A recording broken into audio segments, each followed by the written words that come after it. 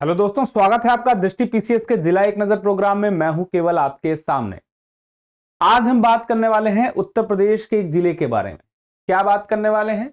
उस जिले से जुड़ी हुई इतिहास, प्रमुख स्थल, प्रमुख व्यक्तित्व और अन्य प्रमुख जानकारियां जो कि उस जिले से जुड़ी हुई बहुत ही महत्वपूर्ण जानकारियां हैं। तो आज कौन सा जिला है उत्तर प्रदेश का, इसको जानने के लिए चलिए शुरुआत करते हैं कुछ पहेली के अंदाज में। वह जो जिला है इन जिलों से घिरा हुआ है। कौन कौन से जिले हैं? अंबेडकर नगर, सुल्तानपुर, जौनपुर, गाजीपुर, मऊ और गोरखपुर। ये सारे जिले जिस जिले को घेर कर रखे हुए हैं उस जिले का नाम है आजमगढ़। आज हम आजमगढ़ के बारे में विस्तार से जानकारी प्राप्त करने वाले हैं। तो देखिए, सबसे पहले यह उसका जनगणना 2011 में जो आया था उसमें यह मैप था जिले का।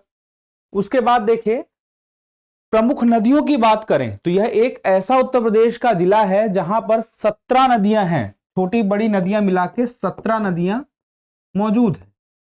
लेकिन 17 नदियों में से कुछ प्रमुख नदियां हैं। कौन कौन सी हैं? घाघरा है, तमसा है, बेसो है, नोनी है, छोटी सरयू है। इन नदियों को आपको जान के रखना होगा कि जो प्रमुख नदी है इसमें से वह घाघरा है और तमसा है। और तमसा कौन सी है? तमसा टोंस नदी जिसको हम कहते हैं वो भी है। और तीसरी छोटी सरजू। ये तीनों सबसे प्रमुख नदी हैं आजमगढ़ जिले की। अब बात आती है जिले में कि 2011 की जो जनगणना हुई थी उसमें प्रमुख जानकारी कि क्षेत्रफल कितना है? 4054 वर्ग किलोमीटर, जनसंख्या 46,13,913, लिंगानुपात 1019। लिंगानुपात के मामले में इसका एक उत्तर प्रदेश में प्रमुख स्थान है। जनसंख्या घनत्व 922 और साक्षरता 70.09%। जनसंख्या घनत्व मतलब कि 922 व्यक्ति प्रति वर्ग किलो 922 व्यक्ति प्रति वर्ग किलोमीटर है। ठीक है। अब इसके बाद आपको याद रखना है कि इस जगह को मुख्य रूप से, अगर हम बहुत पीछे जाएं, पुराणों में जाएं और जनश्रुतियों में जाएं, तो मुख्य रूप से किस लिए याद किया जाता है कि यहां पर जो अत्रि ऋषि थे, अत्रि ऋषि का आश्रम था। अब अत्रि ऋषि का आश्रम था तो अत्रि ऋषि के साथ में उनकी पत्नी, जिनका नाम क्या है, सती अनुसुईया, भी यहां पर रहती थी। और जो इनके प्रमुख बच्चे थे, आप उनका नाम याद रखिएगा, दुर्वासा, दत्तात्रेय और चंद्र। आगे चल के बहुत बड़े महर्षि बने, इनके बारे में भी हम अच्छे से जानेंगे अभी आगे। लेकिन फिलहाल अभी हम देखते हैं इस जिले का थोड़ा सा इतिहास। इतिहास क्या है कि विक्रमजीत सिंह नाम के एक व्यक्ति थे जिनके पास पर्याप्त जमीन थी इस क्षेत्र में मुगल काल में, शाहजहां के काल में। उसके बाद आजम खान शाह कैसे हो गए? विक्रम सिंह जीत का जो पुत्र हुआ आजम खान शाह। ये कैसे हुआ? क्योंकि विक्रमजीत सिंह ने जिससे विवाह किया था वह मुस्लिम महिला थी और उसकी जो संतान हुई उसका नाम हुआ आजम खान शाह। आजम खान शाह ने के नाम पर ही आजमगढ़ शहर का नाम पड़ा है। याद रखिएगा, 1665। लेकिन आजमगढ़ जिला कब बना? ब्रिटिश शासन में बना। 1832 में बना। 18 सितंबर को आजमगढ़ जिला बना। याद रखिएगा, 18 सितंबर 1832 आजमगढ़ जिला। लेकिन अब बात आती है 1857 की क्रांति। 1857 की क्रांति देश भर में अलग अलग जगह पे अलग अलग तरीके से अलग अलग नेतृत्व में हुई। इसी दौरान एक बहुत ही बड़ी बात हुआ यह कि आजमगढ़ जिला जो था, 1857 की क्रांति के बाद जून के महीने में उस जिले ने अपने आप को स्वतंत्र घोषित कर दिया। मतलब वहां के आंदोलनकारियों ने अंग्रेजों से अपने आप को मुक्त कर लिया और 25 दिन तक लगातार यह जिला आजाद रहा। उसके बाद 2 बार और ऐसी परिस्थितियां बनी उसी 57 की क्रांति के दौरान, और कुल मिलाकर कितने दिनों के लिए? 81 दिन के लिए यह जिला आजाद था। किस दौरान? 1857 की क्रांति के दौरान। तो एक ऐसी जानकारी है जिसको अगर आप उस जिले से जुड़े हुए हैं तो आपको जरूर पता होना चाहिए। साथ ही अगर आप तैयारी कर रहे हैं तो आपको कुछ ऐसी बातें पता होनी चाहिए जो बहुत खास हैं, बहुत अलग हैं, जो आपको थोड़ी सी अलग बनाती हैं। अब आगे चल के देखते हैं।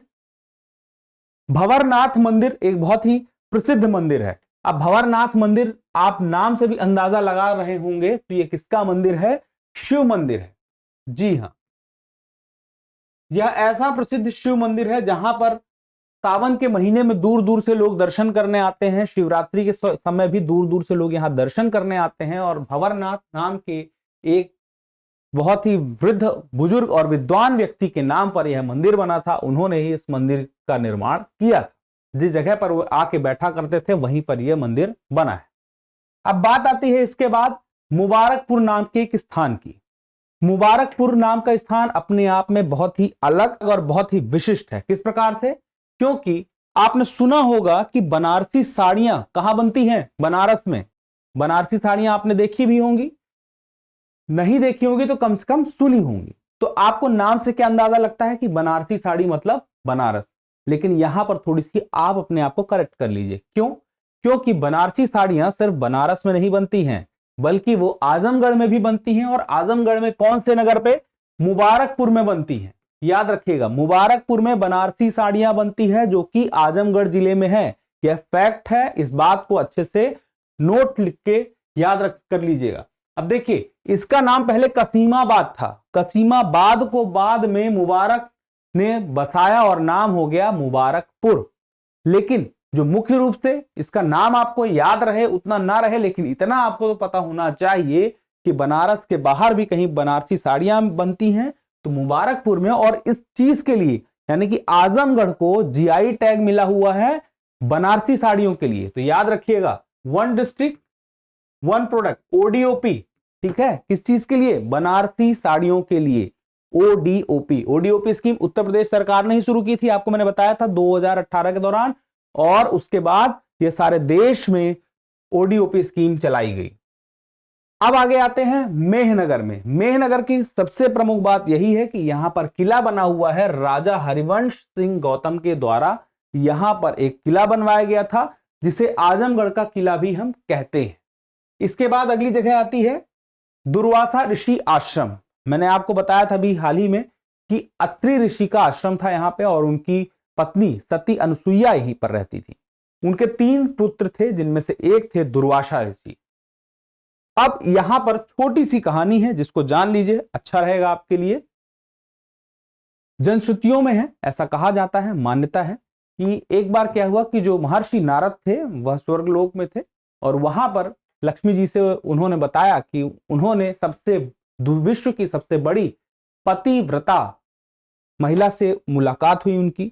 इस बात पर कहा गया कि लक्ष्मी जी नाराज हो गई, और उसके बाद उसके साथ साथ में सती भी नाराज हो गई, और उनके साथ साथ में सरस्वती जी भी नाराज हो गई। उसके बाद हुआ यह कि तीनों देवों ने परीक्षा लेने के लिए वहां पहुंचे, और तीनों देव जब परीक्षा लेने आए तो सती अनुसुईया से कहा कि अगर आप हमारी सेवा करनी चाहती हैं तो आपके आश्रम में, क्योंकि वो ब्राह्मण का वेश धर के आए थे और ब्राह्मण की सेवा करना ही धर्म था उस समय, तो जिसमें कहा गया कि अगर आप हमारी सेवा करना चाहती हैं तो हम तभी आपको सेवा का मौका देंगे जब हम आपके आश्रम में, आपके घर में निर्वस्त्र होकर आएंगे।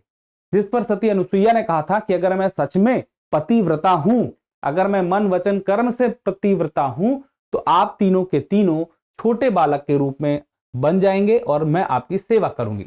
ऐसा कहते ही, क्योंकि यह बात सच थी, वे तीनों के तीनों देव जो ब्राह्मण के वेश में थे 3 छोटे बच्चे बन गए 6-6 साल के। उसके बाद उनकी सेवा की सती अनुसुईया ने, और उसके बाद उन्हीं 3 देवों के द्वारा आशीर्वाद दिया गया सती अनुसुईया को कि आपके कोख में ही हम जन्म लेंगे। और उसके बाद 3 पुत्र हुए, ऋषि दुर्वासा हुए, दत्तात्रेय हुए और सोम हुए। तो जो दुर्वासा ऋषि थे वो त्रिदेवों में रुद्र के अवतार माने जाते हैं। तो अब यह बात क्लियर हो गई, रुद्र के अवतार। और यहीं पर आजमगढ़ में दुर्वासा ऋषि का आश्रम है, टोंस और माजुई नदी के किनारे है। तो याद रखिएगा, अब आपको बहुत सारी बातें क्लियर हो चुकी हैं कि आखिर दुर्वासा ऋषि का आश्रम आजमगढ़ में क्यों है। उसी के साथ ही दत्तात्रेय आश्रम, दत्तात्रेय जो भगवान विष्णु हैं उनके रूप माने जाते हैं, दत्तात्रेय उन्हीं के नाम से आश्रम बना है, और यह तमसा और कुंवर नदी के बीच में स्थित है। उसके अलावा जो चंद्रमा ऋषि आश्रम है, जिसे सोम ऋषि आश्रम ही कहा जाता है, जिन्हें कहा जाता है कि ब्रह्मा जी के अवतार हैं, यह तमसा एवं सिलानी नदी के तट पर बसा हुआ आश्रम है। अब आगे की बात आती है गोविंद साहब। गोविंद साहब जो मंदिर है अपने आप में बहुत ही प्रसिद्ध मंदिर है, और यह अंबेडकर नगर और आजमगढ़ जिले की सीमा के बीच में बना हुआ है। जो संत गोविंद साहब थे, इनका जन्म तो कहा जाता है कि अंबेडकर नगर में जन्म हुआ था, लेकिन इनकी जो मृत्यु हुई थी वह आजमगढ़ के एक गांव में हुई थी। और यह जो स्थान है, जो गोविंद साहब स्थान है, वह कहां पर है? दोनों की सीमा पर है। और यहां पर एक मेला लगता है, वह मेला भी इन दोनों ही जिलों की सीमा पर लगता है। और यहीं पर इस मेले में खिचड़ी चढ़ाई जाती है और साथ में गन्ना भी चढ़ाया जाता है। और मुख्य रूप से गन्ना कौन सा? लाल वाला जो गन्ना आता है वो चढ़ाया जाता है। और यहां पर एक प्रसिद्ध प्रसाद चढ़ता है जिसका नाम है सोहन हलवा। यह भी याद रखिएगा, आपके जिले के बारे में एक प्रमुख तथ्य है। इसके बाद देखिए अवंतिकापुरी धाम। अवंतिकापुरी धाम के बारे में दो प्रमुख बातें हैं जिसको याद रखने के लिए मैं आपको बता रहा हूं। ऐसा नहीं कि ये कहानियां आपकी परीक्षा में पूछ ली जाएंगी। मैं कहानियां, कुछ बातें इसलिए बता देता हूं, कुछ जनश्रुतियां, कुछ मान्यताएं बताने के पीछे का मकसद ये होता है कुछ बातें आपके दिमाग में इस तरह से बैठ जाएं कि आपको बार बार उसे रटने की जरूरत ना पड़े। तो देखिए अवंतिकापुरी धाम में राजा जन्मेजय का संबंध यहीं से है। जो राजा जन्मेजय थे पांडव के वंशज थे और पांडवों के आगे का ही वंश में थे एक और वंश के राजा, और उन्हीं के पुत्र थे जन्मेजय। तो जन्मेजय के जो पिताजी थे उनको किसी सांप ने काट लिया जिससे उनकी मृत्यु हो गई। उससे राजा जन्मेजय इतने नाराज हुए कि उन्होंने एक सर्प यज्ञ करवाया। और वह सर्प यज्ञ ऐसी जगह पे हो सकता था जहां पे 84 बीघे का कोई ताल का स्थान हो, और यह वही स्थान था जहां पे 84 बीघे का स्थान था। वहीं पर आगे चल के आज तालाब बना हुआ है इसी 84 बीघे में। तो जब राजा जन्मेजय ने सर्प यज्ञ कराया तो उस सर्प यज्ञ से दुनिया भर के सांप जो थे उस यज्ञ में, उस आग में आके मरने लगे एक एक करके। और एक समय ऐसा आया कि भगवान विष्णु का जो आसन था उसके नीचे भी जो सर्प थे वो भी इस ओर खींचे चले आने लगे। इससे तीनों लोगों में हाहाकार ही मच गया कहा जाता है। और फिर उसके बाद बहुत सारे देवताओं ने जन्मेजय को समझाया और किसी तरह से यह यज्ञ रुका। और इसी स्थान पर, इसी वजह से 84 बीघा तालाब मौजूद है जहां पर दूर दूर से लोग दर्शन करने आते हैं। और कहा जाता है यह वही स्थान है जहां कलयुग आया था, कलयुग ने स्थान प्राप्त किया था सबसे पहले। अब बात आती है राहुल संस्कृतायन। राहुल संस्कृतायन आजमगढ़ के एक प्रमुख व्यक्तित्व है। क्यों है? क्योंकि हिंदी साहित्य में इनका एक अपना अलग ऑरा है। और ना ही सिर्फ हिंदी साहित्य में बल्कि विद्वानों की श्रेणी में भी, विद्वानों की श्रृंखला में भी भारतीय इतिहास में एक प्रमुख व्यक्तित्व हैं राहुल सांकृत्यायन। ठीक है, नाम याद रखिए, सांकृत्यायन। ठीक, अब इनका मुख्य नाम जान लीजिए। जन्म तो इनका आजमगढ़ में हुआ होगा, आप समझ गए, इसीलिए मैं इसको पढ़ा रहा हूं। पंदहा गांव था और इनका नाम था केदारनाथ पांडे। ये पांडे थे, लेकिन अब ये राहुल सांकृत्यायन कैसे बने, इसकी एक लंबी यात्रा थी। दरअसल केदारनाथ पांडे बहुत कम 11 वर्ष की उम्र में उनकी शादी हो गई थी, लेकिन उनकी प्रवृत्ति बंद कर रहने की नहीं थी। घुमक्कड़ प्रवृत्ति के व्यक्ति थे, घर छोड़ के भाग गए। उसके बाद सारी जिंदगी वो कहीं ना कहीं इधर से उधर गतिशील रहे, अलग अलग जगह पर यात्राएं की, कभी कभी बीच में वैराग्य भी लिया, संत भी बने, कभी कभी पे फिर अध्ययन करने चले गए, कहीं अपने आप को हिमालय में ही ले गए, कभी तिब्बत में ले गए, कहीं श्रीलंका में ले गए, घूमते ही रहे। इनका मूल मंत्र ही यही था। इनका मूल मंत्र था कि जीवन में घुमक्कड़ी यानी गतिशीलता, ये हमेशा अपने आप को गतिशील बनाए रखे। इस दौरान उन्होंने बहुत कुछ अध्ययन भी किया, बहुत सारे ग्रंथों का अध्ययन किया, उससे बहुत सारी रचनाएं की। मुख्य रूप से इन्हें जाना जाता है कि इन्होंने यात्रा वृत्तांत किया, बहुत सारे यात्रा वृत्तांत लिखे, जहां जहां जाते थे, कहानियां लिखी, उपन्यास लिखे, आत्मकथा भी लिखी। इनकी रचनाएं भी बहुत प्रसिद्ध हैं। और राहुल संस्कृतायन एक ऐसे व्यक्ति थे जो कि अनेक भाषाओं का ज्ञान प्राप्त कर चुके थे। अलग अलग जगह पे जाते थे, वहां की भाषा सीखते थे, फिर उस भाषा का साहित्य पढ़ते थे, इसलिए बहुत विद्वान कहा जाता है। मतलब इन्होंने ना सिर्फ रचना की है, उस रचना करने के पीछे उन्होंने बहुत सारा ज्ञान भी प्राप्त किया है। तो याद रखिएगा, इनकी कुछ प्रमुख रचनाएं आप देख सकते हैं, जैसे सतमी के बच्चे, वोल्गा से गंगा, 22वीं सदी जीने के लिए, दीवोदास। यात्रा वृत्तांत इनके बहुत सारे हैं, जैसे मेरी जीवन यात्रा, किन्नर देश की ओर, चीन में क्या देखा, मेरी लद्दाख यात्रा, मेरी तिब्बत यात्रा, तिब्बत में 1.25 वर्ष, रूस में 25 मास। इस तरह से करके बहुत सारी किताबें इन्होंने लिखी हैं। याद रखिएगा, ये नाम बहुत महत्वपूर्ण है हिंदी साहित्य में और इन्हें साहित्य अकादमी पुरस्कार इसी वजह से मिला हुआ है। अब बात आती है एक और महत्वपूर्ण व्यक्ति, अयोध्या सिंह उपाध्याय हरिऔध। इनके बारे में भी जान लीजिए। हरिऔध इनका उपनाम है और पूरा नाम क्या है? अयोध्या सिंह उपाध्याय। इनका संबंध भी हिंदी साहित्य से है और इनके नाम एक बहुत बड़ी जानकारी आपको पता होनी चाहिए कि प्रिय प्रवास नाम का इन्होंने एक क्या लिखा था? महाकाव्य लिखा था। प्रिय प्रवास क्या है? महाकाव्य। यह जो प्रिय प्रवास महाकाव्य है, खड़ी बोली में लिखा गया पहला महाकाव्य है। कब लिखा गया था? 1913 में। इसलिए अब यह आपके लिए कितना महत्वपूर्ण हो जाता है आप समझ सकते हैं। खड़ी बोली में लिखा गया पहला उपन्यास, महाकाव्य क्या था? प्रिय प्रवास। किसने लिखा? अयोध्या सिंह उपाध्याय हरिऔध ने, जो कि आजमगढ़ से हैं। और आपको यह पता होना चाहिए कि महाकाव्य क्या होता है? जिसमें जो नायक होता है उसके संपूर्ण जीवन की घटनाएं उसमें मौजूद होती हैं और काव्य रूप में होता है।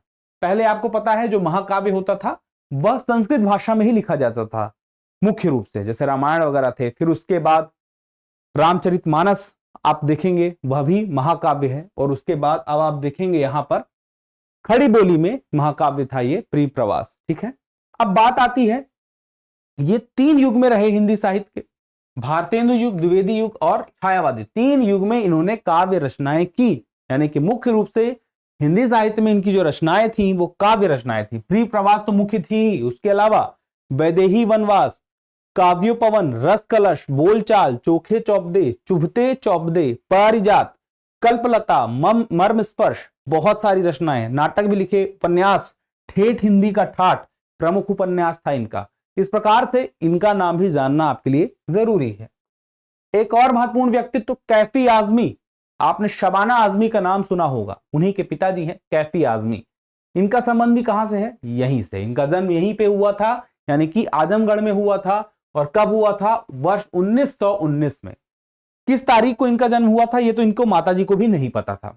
तो फिर एक तारीख डिसाइड करके वह तारीख डॉक्यूमेंट में लिखवा दी गई। इनका मुख्य नाम क्या था, यानी असली नाम? अख्तर हुसैन रिजवी, जिसको आगे चल के दुनिया किस नाम से जानी? कैफी आजमी। एक बहुत बड़े शायर थे, और ना सिर्फ बहुत बड़े शायर थे, इन्होंने जो हिंदी फिल्में हैं उसमें बहुत सारे फिल्मों के लिए गाने लिखे। और गाने अपने इंटरेस्ट से नहीं लिखे थे, यानी कि हालात उन्हें वहां तक ले गए। मुफलिसी के जिंदगी ने उन्हें यह सिखाया कि कुछ हासिल करने के लिए यह नहीं देखना होता है कि शौक पालना होगा या तो अपने इंटरेस्ट के अनुसार काम करना होगा। ये लिख सकते थे, शायर थे, बहुत अच्छा लिखते थे, लेकिन फिल्मों में नहीं लिखे थे। लेकिन जरूरत इन्हें फिल्मों तक ले आई और एक बहुत ही बढ़िया राइटर हुए, बहुत सारी गाने इन्होंने लिखे। तो देखिए, कुछ ऐसी फिल्में हैं जिनमें इन्होंने गाने लिखे, जैसे कागज के फूल, हकीकत, हिंदुस्तान की कसम, हंसते जख्म, आखिरी खत और हीर रांझा। इसमें 2 फिल्मों का नाम मैं जरूर लूंगा। एक फिल्म है हीर रांझा, 1970 में यह फिल्म आई थी जिसे कैफी आजमी ने लिखा था। और यह एक ऐसी फिल्म थी कि पूरी की पूरी फिल्म की स्टोरी शेरो शायरी पर लिखी गई थी, यानी कि सीधी सीधी कोई भी बात नहीं लिखी गई थी, पूरी की पूरी कहानी शेरो शायरी पर लिखी थी कैफी आजमी ने। इसलिए अपने आप में एक बहुत ही महत्वपूर्ण फिल्म हो जाती है हीर रांझा। उसके अलावा एक फिल्म हकीकत 1964 में आई थी, आपने एक गाना सुना होगा, कर चले हम फिदा जानो तन साथियों, अब तुम्हारे हवाले वतन साथियों। ये किसने लिखा था? कैफी आजमी ने ही लिखा था। फिल्म थी हकीकत, 1964 में आई थी। इसलिए अब आप समझ सकते हैं कि कैफी आजमी कितने ही प्रसिद्ध व्यक्ति थे अपने जमाने के। इसके साथ ही उन्हें पद्मश्री सम्मान से सम्मानित किया गया था। इसके अलावा उन्हें साहित्य अकादमी पुरस्कार भी दिया जा चुका है। इस प्रकार से आप देख रहे हैं कि आजमगढ़ के यह व्यक्तित्व कितने ही महत्वपूर्ण व्यक्तित्व हैं, ना सिर्फ आजमगढ़ के लिए बल्कि पूरे देश के लिए। उसके बाद एक और महत्वपूर्ण व्यक्ति छन्नूलाल मिश्र। छन्नूलाल मिश्र गायकी के लिए पूरी दुनिया में जाना जाता है। मुख्य रूप से ठुमरी गाते हैं, उसके अलावा ख्याल, दादरा, कजरी, चैती, बहुत कुछ गाते हैं। अब आप पूछेंगे कि यह ठुमरी क्या है? ठुमरी होता है जिसमें काव्य की में क्या प्रधान होता है? रस, सौंदर्य, रस का सौंदर्य, भाव का सौंदर्य। भाव महत्वपूर्ण होता है, जो गाया जाता है उसमें भाव का महत्व ज्यादा होता है। श्रृंगार रस की प्रधानता प्लस भाव की प्रधानता। तो छन्नूलाल मिश्र जो थे वो अपने आप को बनारस घराने का तो बताते थे, लेकिन उनका जो जन्म हुआ था वो कहां पे हुआ था? हरिहरपुर में हुआ था। और हरिहरपुर एक ऐसा गांव है आजमगढ़ का जो कि पूरा का पूरा गांव ही अपने आप में एक घराना है। हरिहरपुर अपने आप को एक घराना ही कहता है। यहां पर जैसे कि आपने शहरों में देखा होगा, गांव में देखा होगा, अलग अलग जगह में, कि जब बच्चे शाम होती है स्कूल से आते हैं तो क्या करते हैं? खेल खेलते हैं। कोई क्रिकेट खेल रहा है, कहीं कोई वीडियो गेम खेल रहा है, कहीं कोई मोबाइल चला रहा है। लेकिन हरिहरपुर गांव एक ऐसा गांव है जहां पर जब बच्चे स्कूल से आते हैं तो वो अपना मनोरंजन किस प्रकार से करते हैं, संगीत सीख के करते हैं। मतलब संगीत ही उनका मनोरंजन है और संगीत ही उनका काम है। इस वजह से हरिहरपुर गांव जो कि 600 वर्षों से एक घराना बना हुआ है, वहीं से निकले, वहीं जन्म हुआ छन्नूलाल मिश्र का। उसके बाद उन्होंने बनारस को कर्मभूमि बना ली और अपने आप को जोड़ लिया बनारस घराने से। तो आपको याद रखना है हरिहरपुर में कजरी महोत्सव भी मनाया जाता है, यह आपको याद रखना होगा। कजरी महोत्सव क्या होता है तो याद रखिए, कजरी महोत्सव, कजरी क्या होता है, एक गीत होता है, लोकगीत होते हैं कजरी के। मुख्य रूप से पूर्वी उत्तर प्रदेश में कजरी लोकगीत गाया जाता है। किस दौरान गाया जाता है, वर्षा ऋतु के दौरान गाया जाता है। वर्षा ऋतु के दौरान गाया जाने वाला गीत है कजरी, याद रखिएगा। तो इसको बचाने के लिए, कजरी लोकगीत को बचाने के लिए कजरी महोत्सव हर साल मनाया जाता है। कहां पर, आपके हरिहरपुर में, जो कि आजमगढ़ में है। इसके अलावा आपको याद रखना है कि 2020 में छन्नूलाल मिश्र जी को पद्म विभूषण तो मिला ही था, उसके पहले 2010 में पद्म भूषण मिला था, जो कि भारत सरकार द्वारा दिया गया था। इसके अलावा एक और महत्वपूर्ण व्यक्ति जिन्हें कहा जाएगा बहुत ही महत्वपूर्ण विद्वान व्यक्ति, जो कि न सिर्फ अनेक भाषाओं में ज्ञान प्राप्त किया, न सिर्फ अनेक भाषाओं में ज्ञान प्राप्त करने के बाद विज्ञान और इसके अलावा अपनी स्वयं की तालीम ग्रहण की, उसके साथ ही उन्होंने शेरो शायरी भी की। उनका एक प्रसिद्ध शेर याद रखिएगा, आप जाते तो हैं उस बज में शिवली, लेकिन हाल ए दिल देखिए इजहार न होने पाए। तो आपको सुनने में मजा तो आया ही होगा, लेकिन नाम याद रखिएगा, कहां से हैं, शिबली नोमानी आपके आजमगढ़ से हैं। और इसका मतलब तो समझ गए ही होंगे कि आप, बज्म का मतलब होता है सभा, महफिल। आप किसी महफिल में जा तो रहे हैं शिबली, लेकिन देखिएगा कहीं हाल दिल का इजहार ना हो जाए, समझिए। इसके बाद एक अंत में महत्वपूर्ण बात, महत्वपूर्ण जानकारी, ब्लैक पॉटरी, जिसे हम मुख्य रूप से क्या कह सकते हैं, काली मिट्टी के बर्तन।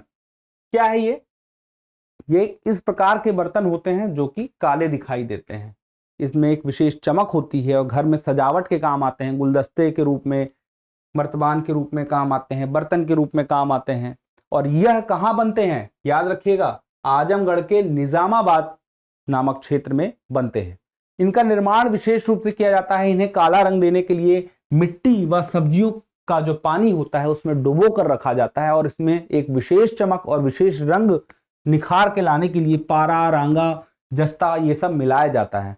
तो आपको एक तो मैंने बताया था कि जो बनारसी साड़ियां हैं आजमगढ़ में बनती हैं, उनके लिए ओडीओपी में उनका नाम दर्ज है। उसके अलावा ओडीओपी में नाम दर्ज है इस ब्लैक पॉटरी का। तो यह ब्लैक पॉटरी भी ओडीओपी में आती है, इस बात को भी याद रखना है, जो कि कहां से, निजामाबाद यानी कि आजमगढ़ से जुड़ी हुई है। तो यह थी इस जिले की महत्वपूर्ण जानकारी। अगर कोई और महत्वपूर्ण जानकारी है जो कि आपको लगता है कि परीक्षा की दृष्टि से सबको पता होना चाहिए, तो आप कमेंट बॉक्स में जरूर शेयर कीजिएगा। हम जल्द ही मिलते हैं अगले वीडियो में किसी नए जिले के साथ में। तब तक के लिए स्वस्थ रहें, मस्त रहें और पढ़ते रहें। धन्यवाद।